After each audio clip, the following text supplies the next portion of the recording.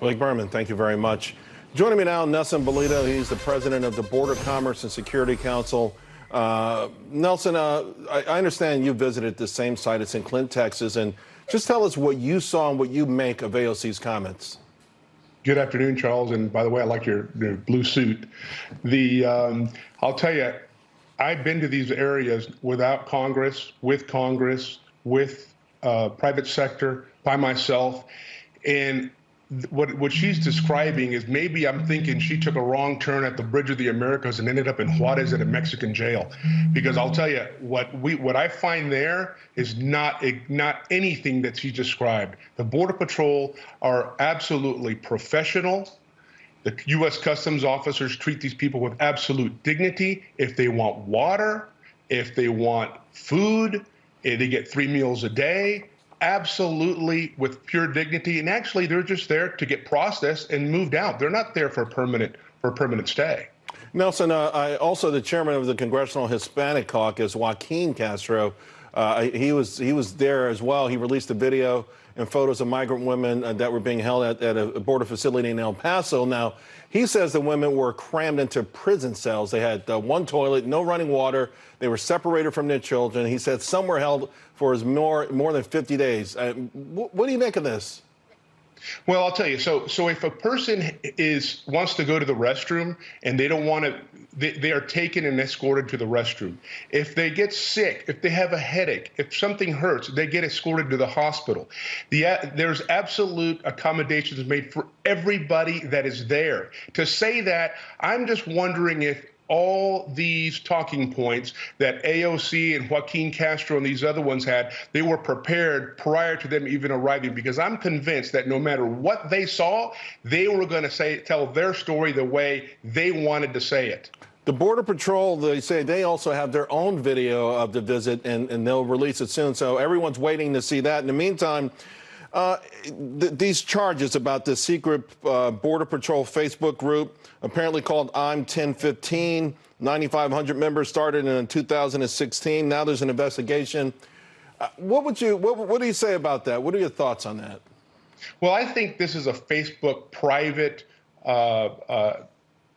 location where people comment. Now, it's not just Border Patrol. Sure, there's some members of the Border Patrol. It's not sanctioned by any organization. But would you be appalled by that, though, citizens. Nelson?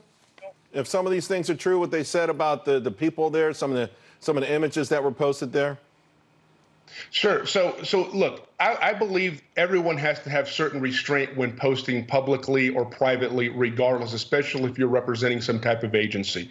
And certainly there's people that need to be disciplined, and there has been people that have been disciplined. But really, the overall understanding of that page is, I would think that Ocasio-Cortez has better things to do than look at Facebook pages. But we all know that what she likes to do is get likes on Facebook. Right. And that's why she throws these bombs. Last week, it was concentration camps. This week is people drinking out of toilets. And next week, it's going to be children being caned as they cross the border. Well, I don't know what's next with her, because she loves to be sensationalized and throw these bombs out there in order to get more media, more left-wing media, to follow her, and certainly more people to follow her on their Facebook and Twitter page. I know on my own Twitter page, from time to time, I delete things that people put up on my page. It doesn't represent me.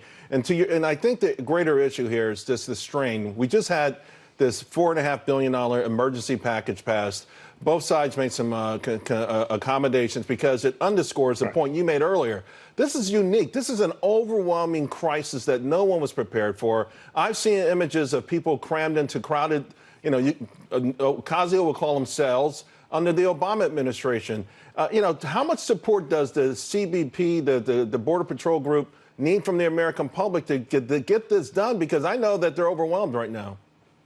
They need all the support of everyone. If we would spend half the energy that these members of Congress are spending complaining and actually putting together an immigration reform bill, and certainly an asylum refugee reform package, this would stop tomorrow.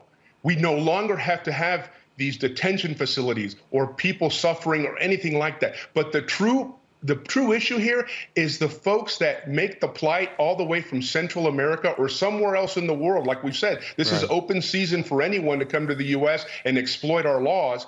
And look at the folks that never make it.